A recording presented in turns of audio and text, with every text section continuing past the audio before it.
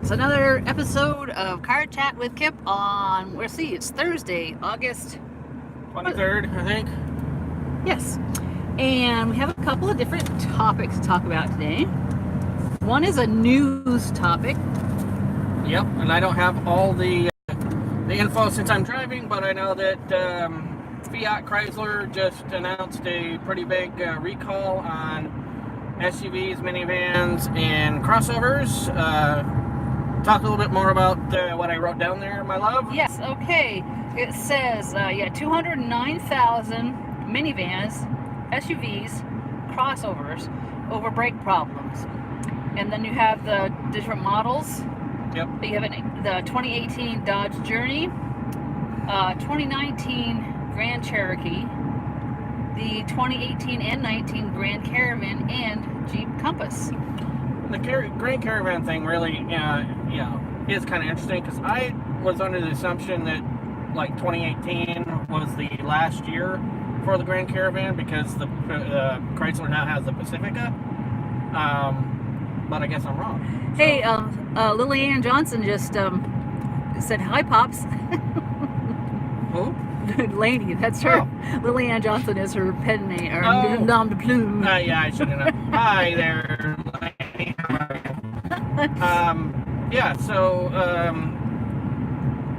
Not a big surprise. Chrysler has had some issues with, brakes and their parking mechanisms and all that sort of stuff for a while now. But if you got one of those cars, go get it checked out. Make sure that you're not part of that recall. The other bit of news, Aston Martin is going to be building 25 brand new DB5s, like the Goldfinger James Bond DB5s. And when I say that, I actually mean with special, with gadgets. The one gadget they have announced is the rotating license plates, and they're saying there's going to be a whole bunch of other stuff as well, but that's coming. Now, the price of this James Bond DB5, $3.5 million. Now, me personally, I love the James Bond flicks, the DB5, iconic. But in my opinion, the car is iconic before the movie. It's iconic in its own right. So why would I spend $3.5 million for all that extra spy gadgetry? That's not what I would want in the car. I'd want a DB5. What do you think, darling? Well, as I said earlier, I guess if money was no object, if I was a multi-millionaire or billionaire, or so money was really no object, I don't know, I might want to do that. I think that might be kind of a fun thing to have. I don't think I would. It might be something that I would buy as a novelty, and then eventually, just try to resell it because I'd get tired of it probably. But yeah, I mean, if you've got a car that's it's a beautiful car on its own, you really don't need to. You really shouldn't need to dress up. That's the thing. The car is an icon of British automotive engineering. It is absolutely a gorgeous car. I'm gonna drive it. Even at $3.5 million, if I had it, I would drive it. But I don't want different license plates. I don't want smoke screens. I don't want an ejector seat. I just don't. I want a car for what it was, not for the movie that it was from. It just doesn't make any sense to me. But you guys can debate about it down in the comments. Let me know what you think. Whether you'd pay $3.5 million for a James Bond DB5. That's no, not really. Well, let's continuing on that topic. Now, Sure. let's say you're in a person is in a financial position to buy that car. Yeah. In your opinion, and it's only an opinion, do you think over time that would appreciate? I believe the car will appreciate only because they're only making 25. Do I think $3.5 million is a fair price for a brand new DB5? No. How much would one go for normally? If you had one in pristine condition, you might get that on the in the auction circuit. You know, low mileage, low numbers. You know, perfect car. I could be very off on it. I really haven't done the research on that, but that car initially, even though there's only 25 that's being made, it's not going to be worth $3.5 million forever. It may go back up to that point, but I don't think it's going to with all that extra crap on it. More stuff that's going to break or need repairs or whatever. Yeah, and the thing is, what I fear is that those 25 cars are going to go to collectors that are going to just sit them in a parking garage somewhere. They're garages, and they're never going to see the light of day except for the occasional, museum or car show, something like that. That's the thing. I don't think any car, regardless of how much it's worth, should ever be parked in a garage and not driven. These cars, they're made to be driven. They are, and I don't care. If I were to had the money to buy a $12 million, Ferrari, you're damn right I'm going to drive it, because if I'm going to spend that kind of money, I want to enjoy it. I don't want just to look at it. I want to enjoy it. And that's the problem with the high-end, collector car market, is these cars don't ever see the light of day unless it's going into a museum. Soon, beginning of September, one of the two Bugatti Atlantiques are going to be at the Saratoga Auto Museum. I doubt that car has seen a mile's worth of driving on a road in years. I'm hoping that I'm wrong, but it's not. It's a $12-13 million vehicle. I highly doubt that anybody actually drives it. And that car, if you don't know what an Atlantique is, Google it. Absolutely stunning, amazing craftsmanship, just a stunning car. And it's out because it's in a museum. Oh, look! What happens to cars when they're not run? If you've got let's say you've got a collection of 30 exotics or whatever, and that you don't take out on them, but what happens to a car? Well, if it's not run for 10, 15, 20 minutes every couple of weeks, eventually everything's going to dry out. All the seals, your fuel lines, if they're rubber, anything rubber will deteriorate, and that can lead to very costly repairs, especially in something rare like that Atlantique or a low production Ferrari, because they don't make those parts. A lot of those parts have to be hand built for that particular car. So it's not driving them, not circulating the oil throughout it, not getting the, it could even rust out radiators. It's not good for cars to sit.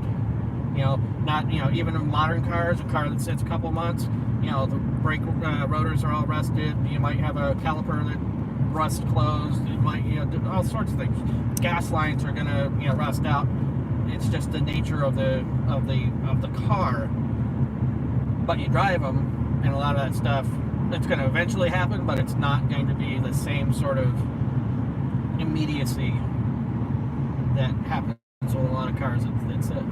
Yeah, now because with Zelda, if we keep her, we've decided, to put her up for the winter. So, do you have any concerns about, or how would you winterize her? That's winterizing is pretty easy. The biggest downfall is the ethanol gas that you get in the U.S. That water will freeze and potentially cause issues. So when we put her up, she's going to get a full tank of premium, which a lot of places around here in central Vermont sell non-ethanol premium gas. So that, and you want to put some sort of fuel stabilizer in it. Still probably will be going out at least once a month to start her and run her for half hour or whatever to make sure everything's still lubricated and whatnot. Moving probably won't happen because we'll have 6 feet of snow, but she'll at least get started. All right. Going back to the collector, I'm thinking of some of the collectors that you watch on YouTube, and I wonder about that. They'll have 30 or 40 cars, and beautifully lined up and in a. You're talking about Jay Leno? Kind of. Jay Leno is one of those very unique car guys. Those cars do get driven. He has like 100+ cars. He makes sure that if he's not driving it, somebody else is. He has people that, as far as I'm aware, anybody that knows any different, please correct me, but I'm pretty damn sure that those cars are moved around at least a few times a year, just to make sure that, again, because he knows that, the same thing as I was saying, you got to move them, you've got to enjoy them, you've got to run them. Otherwise, he buys cars, he gets cars given to him that are cars that have sat for years, and then it takes 3 years to fully restore these cars in some cases, and he is one of the greatest car guys as far as preserving cars goes, because he absolutely is a car nut. He understands what cars need in order to be able to survive, and that's what he does with his cars. He wants to make sure that they survive for the next generation. Yeah, that's the way to do it if you're going to do it, I think, to be really responsible about it. Yeah, absolutely. So now let's take it for a personal note here. If you had the funds, let's just say money is no object for you. Yes. Name me a couple cars that you'd have, collectibles that you'd have. Oh, I love 60s Camaros. I'd probably have to have a 60s 7 or 8 Camaro. I'm a huge fan of oddballs, which is why I have Zelda. So there would be some cars that would be like, what the hell is that? Ultimately, I'd love to have a 60s station wagon. Whether it's a Chevelle station wagon or whether it's a Briarwood, whatever. Ford Country Squires, whatever. Don't care. I would love to have an convertible wagon. I would love to have a Suburban. But if it were a multi-million-dollar collectible, Lamborghini Miura. Ah, okay. Those are iconic, amazing designs. I'd also love to have an air-cooled Porsche 911. Sorry, Porsche for you Porsche files. Still getting used to Porsche, but yeah, I'd love to have one of those. I've got an upcoming video that you guys are gonna love. Lotus Elise, 2005 Lotus Elise. It's not really a classic or a collectible as of yet, but it's gonna, and I would love to have one of those. which is going to lead us into where we're going to be this coming weekend. We will be at Jaguars in the Park, which is at the Saratoga Auto Museum in Saratoga, New York. Also going to be at Under the Lights? Under the Lights in Hudson Falls, New York. Also on Saturday, but that's in the evening, 6 to 9 p.m. I cannot remember exact locations, but look it up on Facebook, you'll find it. Sunday, you'll be at Eurobuilt in Rutland, Vermont. So that's the upcoming where I'm going to be. Oh, wait, you've got one more you missed. Oh. Manchester? Oh, man, Manchester Cars and Coffee. Coffee on Sunday morning. Yep, Sunday morning. Then Eurobuilt. Yep. Upcoming videos that I need to post to YouTube. I don't remember the exact one, so Kathy, why don't you help me out with that and let everybody know the upcoming videos. Upcoming videos. Oh. Yep, on the back. British Motor Fest. That was from the Saratoga Auto Museum. Okay, 518 Car Show Block Party? Yep. 518 Collision Shop. That's the host of it, and that's a block party of people who had work done at their shop. Okay. SCCV Autocross from Thunder Road? Yep. That is going to be quite a lot of quite a long series. Spent the entire day there, and it was really, really a fun day, exhausting day, and so we'll have a ton of stuff there. And then I think Wolfsgart? Yep, Wolfsgart 9.0 will be after that, and that's going to be another fairly long series. Great, amazing turnout up there. It was only shortened, at least for me, by a massive thunderstorm that rolled in.